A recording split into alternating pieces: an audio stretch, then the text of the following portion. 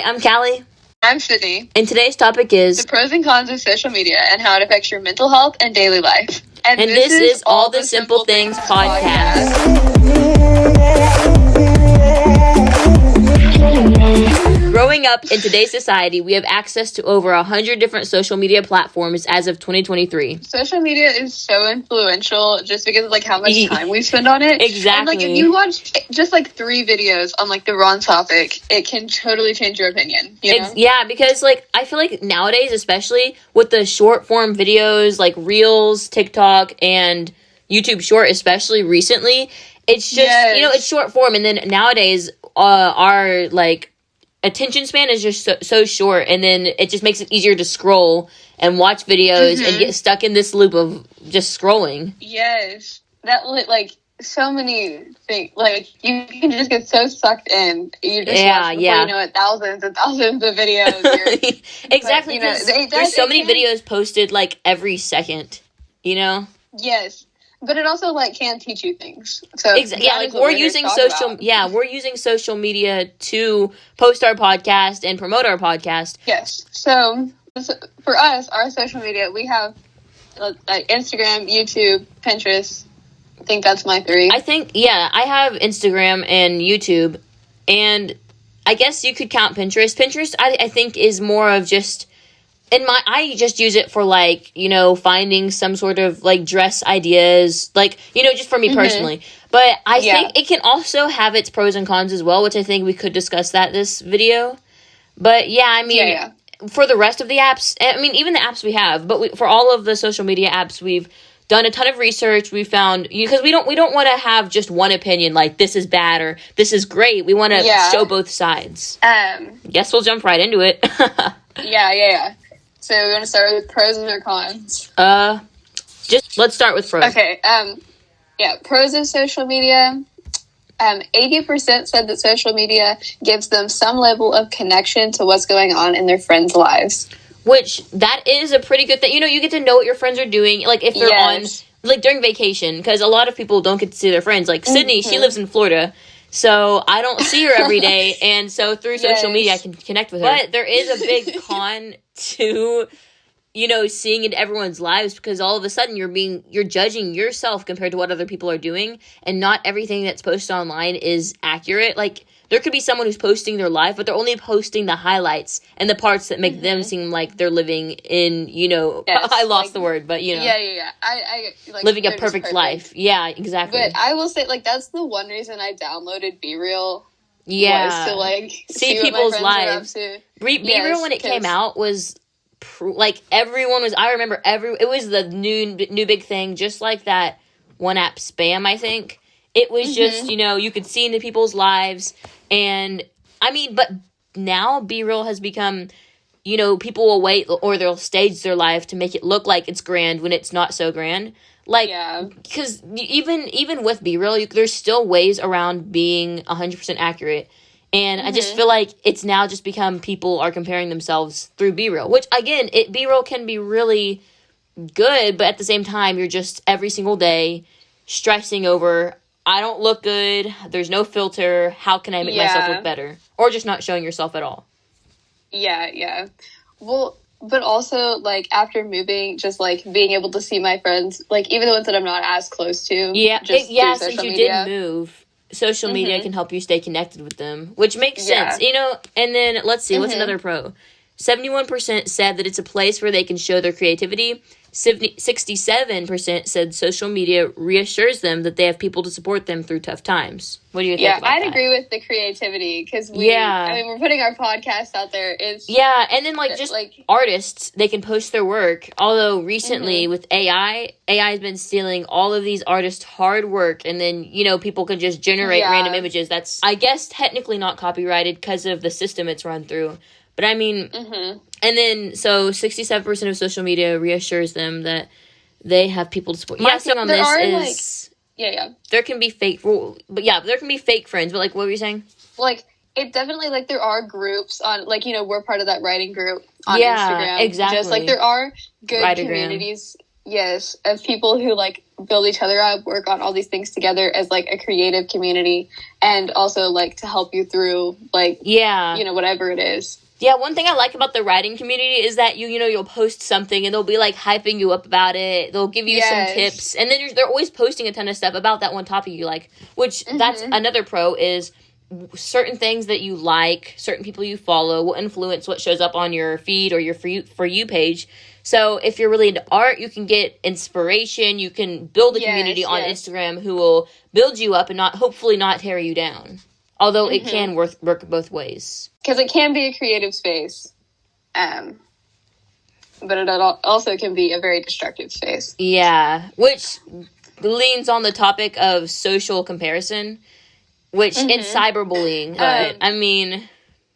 Yes. So another study done by, it was some university, I want to say, well, a different study says that it connects people who are suffering and provides them with an opportunity for social support, which kind of goes with reassures them. And it also says it provides law enforcement with a powerful tool to catch and prosecute criminals.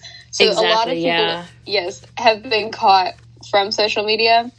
Yeah. But then also, social media is building up predators. A new kind of predator. Yeah.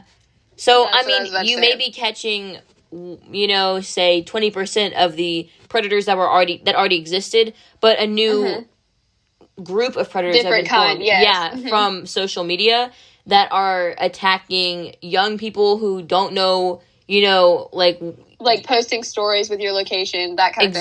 Exactly. Like on Snapchat, where you can share your location with all of your friends.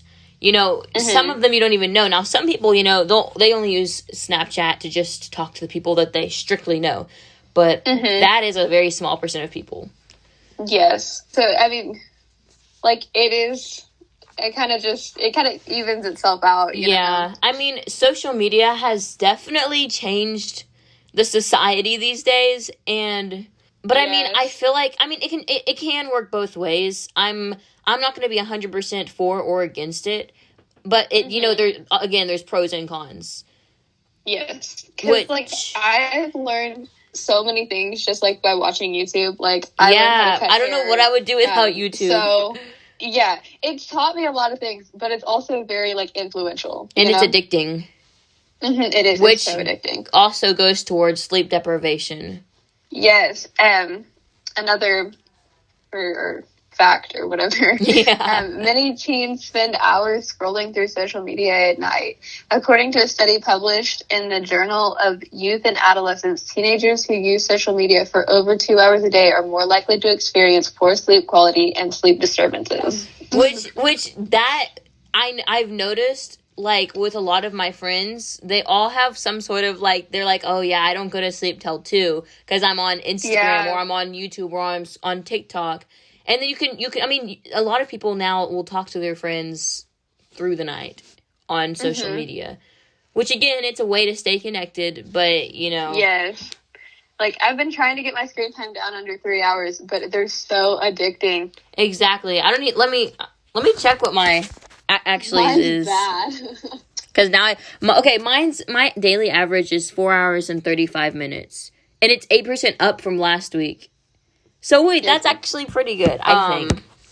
I've been trying to not type on my phone because that's building a bad habit, which we'll get into electronics in a different episode. This one's, although you could make some points about electronics in this episode that are also contributing to a lot of today's just problems, but that is another topic for another day. Let's look at our cons. We have This says that over 4.74 billion people across the world use social media. Dang. Okay. Yeah. But that is like a good thing if you're trying to broadcast like a product. Because like when I advertise my book, it's it's going out to like so many people. Yeah. So quickly. So some people might argue that, like, social media is helping to develop better social skills, which in a way it is, but it's social skills usually through your phone and not in person. Yeah.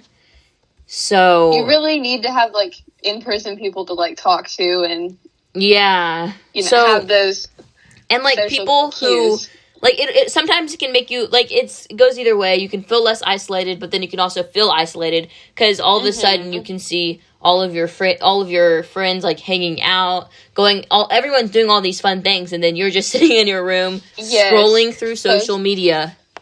Yes, and they're posting, like, their perfect pictures, and their, you know, nice outfits, and, you know, and can be very, like, town building. I don't know what the word is.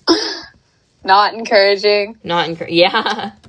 In 2022, the number of social media users increased by 4.2%. Jeez. Because people are giving children phones too early, in my opinion. I think definitely. Because when did we get our phones? When we were like 12? Yeah, I got my phone when I was 12. I remember when I first got Instagram, and it was like a whole new world. Like, I had wanted Instagram for so long, and then I got it, and I was like, for a while, the hype was up, and I was, like, super excited. But after a while, like, you know, humans get bored, we get bored. You know, you can only scroll for so long before you need to go outside and, like, touch grass, you know, which I was lucky enough to grow up in the country, so I always went outside, you know, got dirty, was around horses, and got to hang out with all my friends outside. But I think we probably didn't get Instagram until we were, like, 13. Yeah, I would say. Around the same time, definitely. Mm-hmm. And then you see all these kids who are, like, 7 with iPhones. And exactly. I don't understand that. Okay. Because there's a whole generation, which I guess pretty much includes us, that's, we're being raised with with phones at hand, electronics at hand, which again is another topic. Social media at hand, where all everybody has it at our fingertips. Yes, exactly. Because there's no way to 100% block everything. Yes. You will eventually find, you know, a way to find. Like, I know me, I found a way to have TikTok, Instagram, Snapchat, YouTube, all before I was allowed to have it. And I mean, it's at the time, it's like, wow, like, this is great. I can see all this stuff at my fingertips, but it's not safe. I mean, yes, because at that age, you're so, like, your mind is so malleable, and exactly. You could see 3 videos relating to a similar topic, and you could form an opinion around that while you're still young, and so that when you're older, that's what you believe, and it's harder to change that, and you can't form your own opinion of the world. Yes, because it's just so, like, you're so, like, your opinions can be changed so quickly at that age, like, just being so young. Like, we're not old enough to make our own decisions yet, you know? Yeah. Or make any life-changing decisions yet. Exactly. 40% of the total photos posted on social media were edited as of 2021. Yeah. So, I mean, while that might not seem like a lot, think of how many people are on social media. Yeah. What was it? Most of them are fake, you know, just... It's hard to get, like, I know even my photos, it's hard to get, like, a good-looking photo without, like, putting, like, a little filter on it. Exactly, because we've come so used to having all of these things that, you know... I rarely post that doesn't have some kind of, like, whether I brightened it up on, like, the Photos app. Or whether it's just a cute filter, you know? We're just so used to covering everything with something, like, with a filter. Yeah, it's not just, like, the raw pictures anymore. Yeah. So this says multiple studies have found a strong link between heavy social media and increased risk for depression, anxiety, loneliness, self-harm, and even suicidal thoughts. Social media may promote negative experiences such as inequity about your life or appearance. Which is just terrible because... I don't think that's how you pronounce that word. Equity? I don't know. I think it's like... Right. I don't know. But yeah. It is terrible though, you know? Yeah, I mean... Like, it really, when you think about it, like, just how fast you can go from having, like, such a good day, and then, like, you scroll for, like, 10 minutes, and then you see something negative. Like, politics. Yeah. So much political stuff is posted on the internet every day, and on social media every day, that it's you know, I guess it's your source of news, but... Even if you're trying to escape the news, it'll be on there, and it'll fill your head, so your once happy day can change in a second after a short form video. Yes, and it just totally ruins your day, totally ruins your mood. And, you know, and just like once you've been there for so many days, day after day, and you're doing it again and again, you just kind of dig yourself into this hole of, like, am I enough? Like, where, exactly. Yeah. When you really need to, like, I definitely, like, took breaks away from my Bible and stuff like that just after being so caught up in social media. Oh my gosh. I will scroll for hours, and I will watch so many YouTube videos to the point where I am sick of it, yet I still do it constantly. And then, it'll be 11 o'clock, 12 o'clock, and I'll be mad because, I'll be like, well, dang, I didn't have enough time today to read my Bible. I did. I just used that time. You did. To do something that is not. And it makes you feel so guilty. Exactly. And I mean, I guess you should, because all of that, all those hours that you could be spending doing something productive, doing something good, doing something to help yourself to become healthier, to reach your goal, you're now putting that into all of these social medias, all of these apps, and it's just becoming, I guess, your idol in life. Yes. And then you're trying to and then you just keep pushing it away, like, oh, I'll read it tomorrow, I'll, do it tomorrow, and you just keep pushing it back and back, and you're just in this hole. And, in the 21st century, in the 2023, all these years, it's hard to set a habit and to keep to that habit and do it every day, constantly. Because, I mean, social media is just so easy. It's a click away. It's on your phone. You carry your phone with you everywhere, which, again, I think our next episode should be about electronics, because then we can just continue. We can feed over into that, I feel like there's so much potential into that. But, I mean, social media, your devices, it's all just there. And you're making it an idol, and you have to break it's a bad habit to scroll for hours. And, you have to break that, you need to find something else that you can do that can replace that, and just start slowly building a healthy habit. Think of something, what's something you want to accomplish in 2023? Now, just replace that social media time and do something productive. Homework, Yes, or learning a new language. Duolingo. That's oh my gosh, yes. I'm learning it. I'm trying to learn a new language right now. And yesterday I didn't do any language learning, I guess, because I was scrolling through through Instagram. And I mean, it's just taking up my time, and I regretted it because I really want to learn a new language, but it's crazy.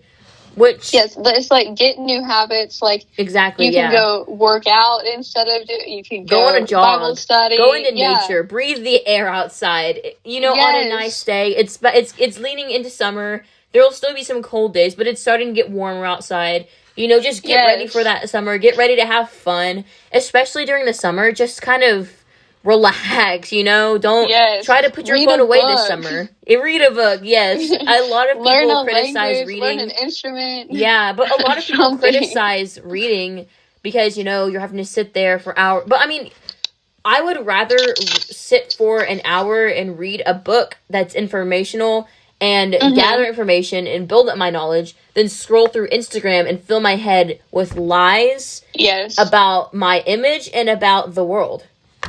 It would be much more healthy, like, just comprehension-wise, and you just feel so much better after reading, whereas you come out, like, unfulfilled from scrolling. Exactly.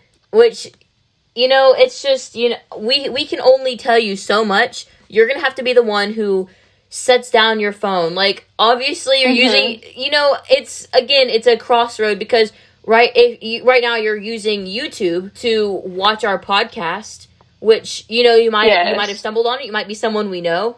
Hi. Yeah. What's up? But, maybe after this, you can just set it down, like the video, and, go do a nice, like, because me and Sydney, we were like, okay, what's something we can do to get off social media? We were like, we need to talk more, but what's something we can do with that? We can help others. We can make a podcast. But we definitely, now that we have, our podcast, we started Bible study, so we kind of have other things to do together to bond without social media.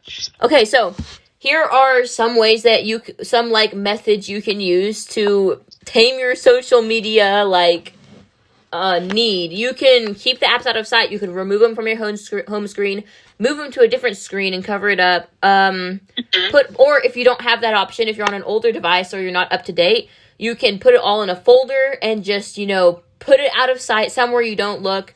You can use apps to help limit your screen time. Exactly, screen time. You can download an app that'll basically set one where you cannot, ignore it. Of course, you can go to the app, but you have to restrain from that. That's a small thing compared to 9 apps. So, yeah, self-control, like Sydney said. Yeah, and, knowing where you're at. If you know you cannot restrain yourself, then get one that will make you, or, lock your phone in a box or something. Yeah, lock your phone in a box. Give it to someone you trust. Give it to your parents. Give it to your friend. Okay, maybe not your friend, unless you want it to give your friend your phone and just have them take it to their house. Maybe you won't see him for a week. If you're really that committed, go for it. We believe in you. But, just from a small step to a giant leap, whatever you can do to just control your social media addiction and just... Because, once you put it down, at first it'll be like, dang, I wonder... your friends will be posting and, stories disappear and you'll be like, oh, well, B-roll, I have to take my B-roll. But after a while, you'll just feel a sense of peace. But it's just... At least for a while, At least you can try it out. Good, once you're off of it, Exactly. Build a new habit. Don't do what I did. Don't go back. But social media is, you can... we're not saying it's all bad. You can have good things from it. There's some really good stuff from social media. Like our podcast. As an example. Just everything's good in moderation. Don't, and we need to work on this too. We're not saying oh yeah, we are. No, we are literally, we are teenagers. We also need to work on this. Yes. And using our phones is an escape when people are talking and you just want to ignore it and just getting on social media. Yeah. And so say you want to start a new hobby, but you're I don't know where to start. You can spend at least an hour a week on doing a screen-free hobby. It can be from just learning an instrument, reading a book, just something to get away from the phone. Something that you would do, that you could do when you would usually be on your phone scrolling. Yes, and you can expand that. Yes, I've started putting on my calendar a 1-hour activity every day that's away from my phone. So whether that be sewing, piano, French, archery, anything, things that I like to do because I have hobbies of just trying to do things that aren't, on my phone. Exactly. Or you can leave your phone outside of your bedroom when you sleep. Because for me, I don't have my phone in my bedroom when I'm going to sleep. Now, when I go to a friend's house, I'll have my phone and then I'll find myself scrolling and I'll have to learn self-control, which it's very hard. So for those of you who do have their phone in their room when they sleep, try to leave it, in the living room, in your parents' room. Maybe you can tell your parents, keep it for me for tonight and I want to see what happens, just a little experiment to see how much sleep you get. Yeah. It really, you just really have to keep practicing your self-control about... Yeah, exactly. You enjoy the present, enjoy your friendships, build your relationships with your family, with your friends, spend time outside, stuff. We're basically just repeating stuff, but I mean, it's important to repeat things to remember it. So we will repeat it as many times as we have to. You can re-listen to this as many times as you have to. It'll be here. Yeah. Or comment, tell us if you want a part 2 more, what you want more. Okay, and that wraps up this episode, which is our first episode, which I think went pretty good. Yes, make sure to like and subscribe if you haven't already. And turn on post notifications, and don't forget... Real teens talk real life. The next episode.